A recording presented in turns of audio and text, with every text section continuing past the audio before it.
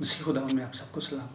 میں نواز نتھینیل، اور اگر آپ میرے چینل پہ نئے ہیں تو کائنڈلی چینل کو سبسکرائب کریں اور ساتھ ہی بیل آئیکن کے بٹن کو پریس کر دیجیے تاکہ ہر نئی آنے والی ویڈیو کی نوٹیفیکیشن آپ کو مل سکے۔ عزیزو، آج ہم روحانی موت کے بارے میں سیکھیں گے کہ روحانی موت کیسے واقع ہوتی ہے اور اس کے نتائج کیا نکلتے ہیں۔ عزیزو، دو قسم کے ڈومین ہوتے ہیں۔ ایک روحانی ڈومین یعنی ایریاز، ایک روحانی ایریا۔ روحانی ایریا وہ ایریا کہلاتا ہے جس میں خدا اور اس کے فرشتے رہتے ہیں، اور جسمانی ڈومین یا جسمانی ایریا وہ ایریا کہلاتا ہے جس میں تمام جانور اور ابلیس اس ڈومین کا سردار ہے۔ عزیزو، اگر آپ میرے ساتھ نکالیں پیدائش اس کا 2 باب اور اس کی 17ویں آیت، تو وہاں پہ لکھا ہے جس روز تو نے اس میں سے کھایا تو مرا۔ عزیزو، آدم اگر پھل نہ کھاتا تو اس کی موت واقعہ نہیں ہونی تھی، کیونکہ اس کی موت پھل کھانے سے نہیں بلکہ خدا کی حکم عدولی سے ہوئی، اور جیسے ہی اس نے خدا کی حکم عدولی کی اس کے فوراً بعد اس کی روحانی موت واقع ہو گئی۔ کیونکہ عزیزو، جسمانی موت اس کی 930 برس کی بات ہوئی۔ اگر آپ دیکھنا چاہتے ہیں میری اسی بات کو تو لوکا کے انجیل اس کا 23واں باب اور اس کی 46ویں آیت میں خدا یسوع مسیح جب کہتے ہیں اے باپ میں اپنی روح تیرے ہاتھوں میں سونپتا ہوں، یہ کہہ کر انہوں نے دم دے دی۔ عزیزو، جیسے ہی آپ کی روحانی موت ہوتی ہے اس کے کنسیکوینسز، جو اس کے نتائج نکلتے ہیں، وہ جسمانی موت کے بھی ہوتے ہیں۔ کیونکہ جب آدم کو تخلیق کیا گیا تھا عزیزو، وہ ایک ہی وقت میں 2 مختلف ڈومینز میں رہتا تھا۔ ایک روحانی تاکہ خدا سے انسٹرکشنز حاصل کرے، اور دوسرا جسمانی ابلیس سے لڑنے کے لیے خدا سے انسٹرکشنز حاصل کرے جسمانی روحانی، اور ابلیس سے لڑے جسمانی۔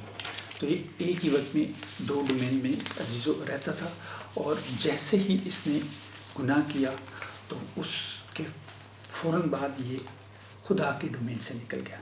تو سب سے پہلے ہم دیکھتے ہیں کہ خدا کے ڈومین میں کیسا تھا۔ اگر آپ میرے ساتھ چند مثالیں چند آیتیں دیکھ لیں تو بہت زیادہ کلیئر ہو جائے گا۔ پیدائش 2 باب اور اس کی 8ویں آیت، خدا نے انسان کو باغ عدن میں رکھا، اس کا مطلب ہے خدا خود رکھ رہے۔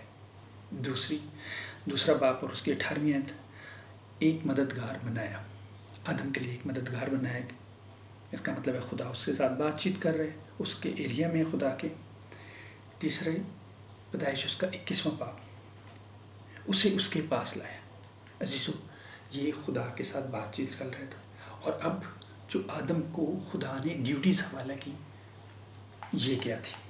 اگر آپ دیکھیں پیدائش اس کا 2 باب اور اس کی 15ویں آیت، اور خدا نے آدم کو لے کے باغ عدن میں رکھا کہ اس کی باغبانی اور نگہبانی کرے۔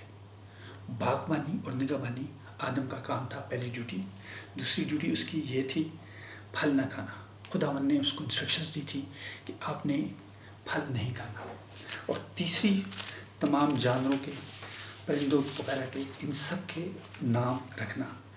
لیکن عزیزو، اگر آپ دیکھیں جس کی روحانی موت جیسے ہی واقع ہوتی ہے تو اس کے فوراً بعد ہم دیکھتے ہیں کہ کیا ہوتا ہے۔ پیدائش اس کا 3 باب اور اس کی 9ویں آیت میں اگر آپ دیکھیں، تب خدا نے آدم کو پکارا اور اس سے کہا تو کہاں ہے؟ خدا کی نظر سے آدم اوجھل ہو گیا۔ کیونکہ اگر آپ دیکھیں پہلا کرنتھیوں اس کا 6 باب اور اس کی 17ویں آیت میں، جو خدا کی صحبت میں رہتا ہے وہ اس کے ساتھ ایک روح ہوتا ہے۔ عزیزو، جب آدم نے گناہ نہیں کیا تھا تو وہ خدا کے ساتھ ایک روح تھا، لیکن گناہ کرنے کے بعد وہ خدا سے کٹ ہو گیا اور خدا کی نظر سے اوجھل ہو گیا۔ اور خدا نے اس پر نظر بنانے کے لیے، تاکہ اس کو نظر آتا رہے، اس کے لیے چمڑے کے کرتے بنائے تاکہ اس کے ویژن قائم رہے۔ اور یہ آپ کو پیدائش اس کا 3 باب اور 21ویں آیت میں ملتا ہے۔ اور اس کے فوراً بعد اس کو باغ عدن سے نکال دیا، اور کرتے بنانے کا مقصد یہی تھا کیونکہ وہ بے عیب برے کے کرتے بنائے گئے تھے چمڑے کے، تو اس لیے صرف اس کا جو بدن تھا وہ اندر سے گناہ آلودہ تھا، لیکن اوپر سے اس کا ویژن بنا ہوا تھا صرف اس قربانی کی وجہ سے۔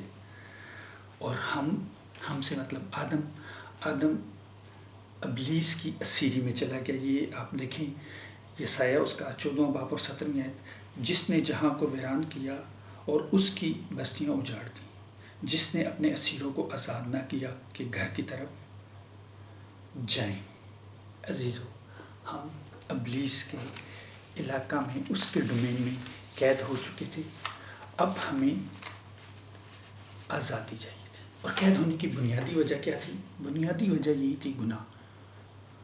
عزیزو، جب ہم گناہ کرتے ہیں، جب ہم خدا کی حکم عدولی کرتے ہیں، تو اس کے نتیجے میں جو چیز واقع ہوتی ہے وہ ہماری روحانی موت ہے۔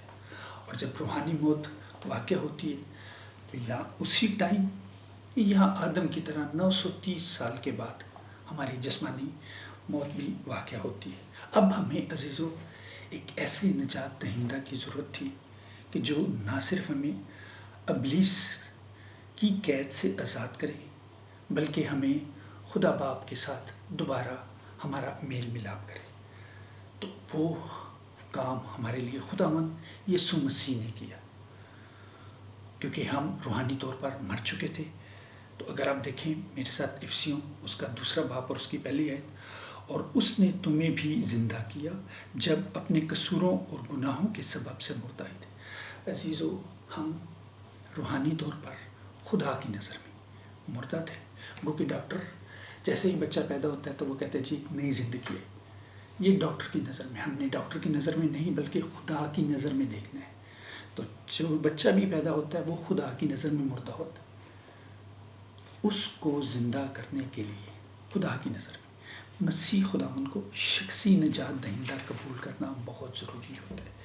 اگر آپ دیکھیں افسیوں اس کا 2واں باب اور اس کی 5ویں اور 6ویں آیت میں کچھ اسی قسم کا ذکر کرتا ہے، جب قصوروں کے سبب سے مردہ ہی تھے تو ہم کو مسیح یسوع کے ساتھ زندہ کیا۔ بریکٹ میں لکھا ہوا ہے تم کو فضل ہی سے نجات ملی ہے، اور مسیح یسوع میں شامل کر کے اس کے ساتھ جلایا اور آسمانی مقاموں پر اس کے ساتھ بٹھایا۔